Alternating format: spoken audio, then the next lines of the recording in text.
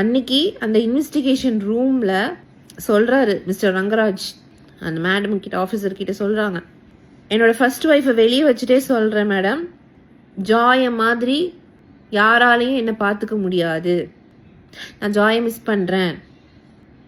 அப்போ அந்த ரங்கராஜ் யாரு?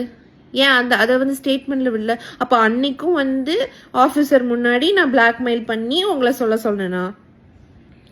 இல்லைல்ல, நான் எதுவுமே பேசல, நான் எதுவுமே கேட்கலையே. என்ன மிஸ் பண்ணுறியா ஏதாவது நான் கேட்டேனா? நீயா தானே பேசின, நீயா தானே ஒரு இன்வெஸ்டிகேஷனுக்குள்ளே நீயா தானே எல்லாமே ஸ்டார்ட் பண்ண.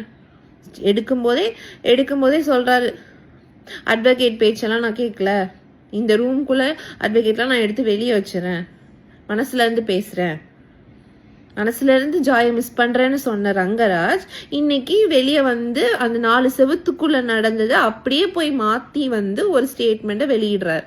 உமன்ஸ் கமிஷனர் ஆர்டர் காப்பிலே இருக்குது. அவர் ஒத்துக்கிட்டாரு, என்ன கல்யாணம் பண்ணதை ஒத்துக்கிட்டாரு. டிஎன்ஏ டெஸ்ட் வேண்டான்னு சொன்னாரு.